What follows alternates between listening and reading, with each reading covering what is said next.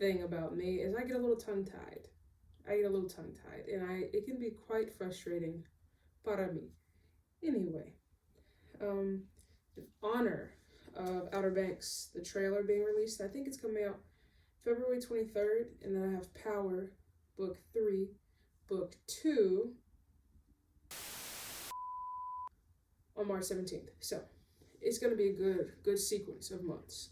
So anyway, hello and welcome to From the Spine to the Mind, where we talk about books. Pretty simple, self-explanatory. From the spine to the mind. You catch me. Okay. Anyway, so for the first video, I wanted to just do a little intro insight into my history of reading. And also, personally, I just wanted a video that I could look back on to see how far I've progressed and how far I've come. Because it has been a journey, me and reading. You will learn a little bit more about the journey in this video, and then the videos after this will be more of the actual book content. Not many people may watch this. It's more so just for me. So, as most younger siblings do, one, I talk a lot with my hands. Like, I can't help it. Like, I also have ADHD. So, I try my best. So, you try your best. Thank you. So, as most younger siblings do, I got a lot of my inspiration from my older siblings. My brother is 4 years older than me. My sister is 5 years older than me. A lot of times I often wonder the person that I would have been if it wasn't for my siblings, because so much of my personality and just my interests stem from things that I saw my siblings doing, and then I kind of incorporated into my own life. So it's an interesting thought. Anyhow, my brother growing up, he loved to read, and he loved to take on the challenge of reading like the biggest and lengthiest books that he could find. I know, like, growing up, his favorite book series was Harry Potter. No one come at me. I have not read Harry Potter yet. I have not read it yet, but I have put it on my list to read. So I'm gonna read that for my brother, because I told him, I was like, yeah, I'm finally gonna read it, and he was excited. So that, and it's also some of his favorite movies too. I'm rambling. I'm so sorry. I try my best. Like I said, I try my best, but my brain just goes a little haywire. But what was I saying? I'm getting distracted by the string of this blanket. So when I saw my brother reading and I saw the joy that it was bringing him, I decided to give it a try as well. And it didn't help, or it did help. It helped that my mom at the time, she's still my mom now. I mean, my mom at the time was an English and language arts teacher, so from a very young age, she was encouraging us to read, write, and enunciate properly, things of that nature. So it was kind of already ingrained in me, but then I started doing it more for fun out of that practice when I saw my brother enjoying it. At my elementary school, me, my brother, and my sister, we all went to the same elementary school, but since they were kind of a bit older than me, we were only in school all together for 1 year, and I think maybe me and my brother were there for 2 years together, which is crazy that at some point in time we went to the same school. But we had what we called AR points, and when you got a certain number of points, you would get a paw tag, it was like a dog tag, but we're the lion, so paw. And each certain number of points had a designated color. And then, you would have this silver chain with all these different colored paw tags. When you walked, it was like clink, clink, clink, clink, clink. You felt like you were, okay? I used to feel like, because I read all these books, I got all these points, and I got all these chains on. That's just how I was feeling. And it not only encouraged me to read a lot, but encouraged me to read very fast so that I could get the point. Unfortunately, once reading became more of a requirement in middle and high school, I stopped reading for fun. I felt the joy draining for me. It felt like a chore. Like I could barely get through like 10 pages of a required book before I was just like, nah, nah. Which is funny because the book that got me back into reading, actually it's on my bookshelf. Yeah. The book that got me back into reading, The Glass Castle. So, I was at Goodwill and I went to their bookshelf because my sister is an elementary school teacher, so they have a lot of cheap books there. So we decided to go check out the book selection, and I saw this book. Something about this book drew me to it, and I just picked it up and I was like, yeah, I'm gonna read it. I don't think I've ever read a memoir before, so this was my first one, and this ended up. I love this book. I absolutely love this book. It was a great read. I feel like I may read it again. I really don't see how people read a book more than once. I see a lot of people doing that. Because I just like the shock factor of when, like, Luckiest Girl Alive. I'm getting ahead of myself. I'm gonna talk about that later. But that book, I didn't read the synopsis. I didn't read the synopsis, so when everything started happening, my brain was just like I reread that paragraph multiple times, like the cafeteria scene. I was just like, what is happening? You know? Anyway, this book was actually a book that I was required to read in high school, but I ended up just spark noting it so that I had enough information to write the essay. And so I find it funny that this is the first book that got me back into reading.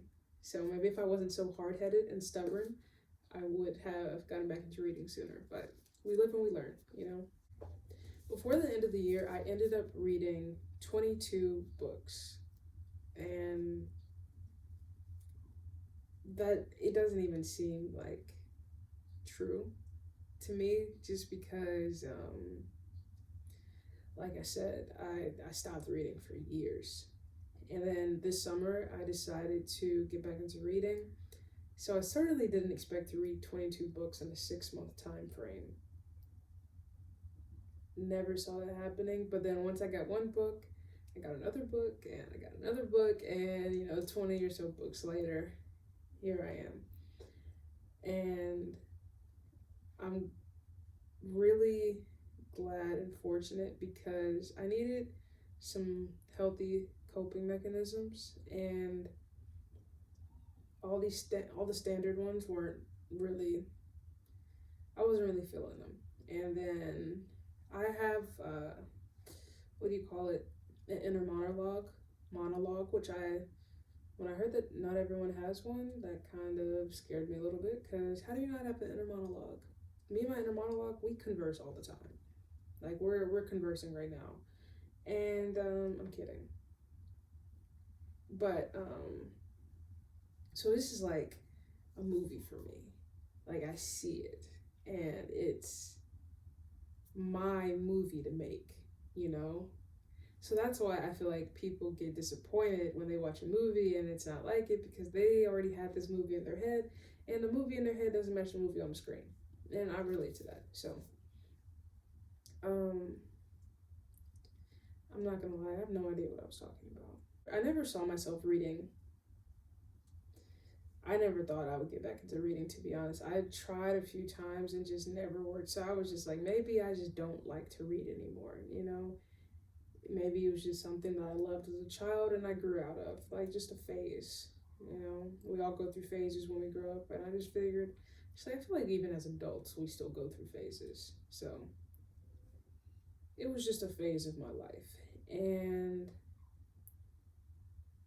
as great as it was to get back into it and to have that healthy coping mechanism, I still didn't feel like I was getting everything out of it, because I had all of these thoughts and conspiracies and excitement about these books that I was reading, but I had no outlet for them. And I don't know, like I would get to the end of the book, I'd read it, and I'm just like, I like sit for a second and I would be happy, then all of a sudden I would just feel kind of empty because I don't know. I I just wanted someone to talk to about them with. That's where this channel and those on the other side of the screen come into play.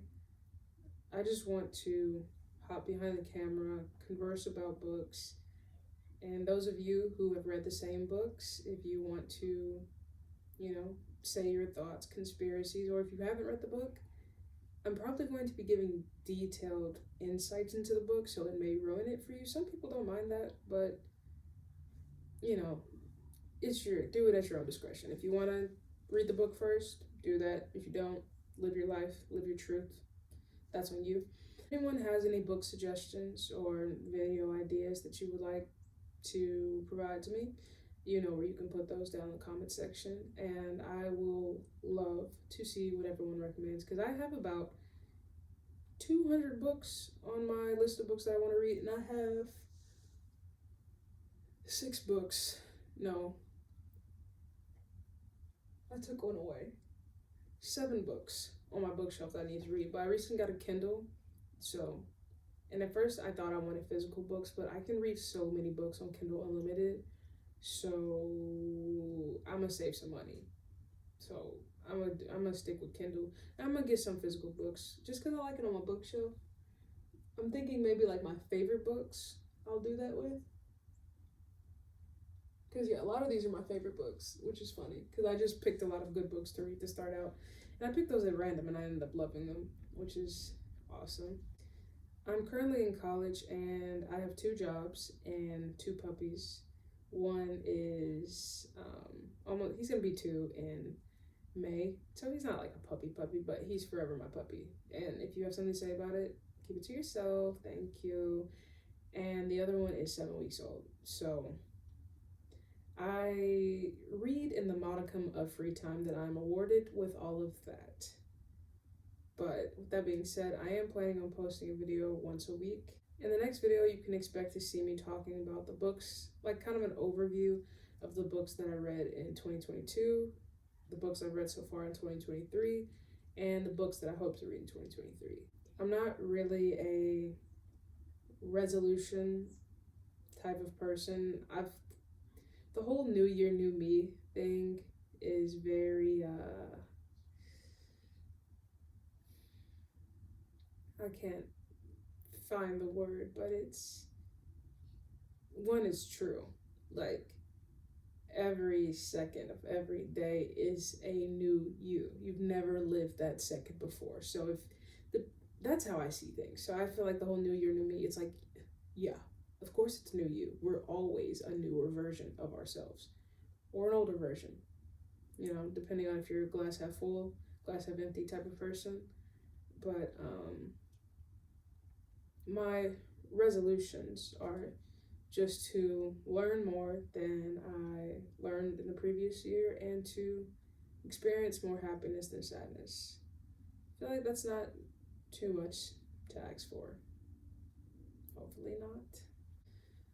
Well, until next time, hasta luego, and stay safe.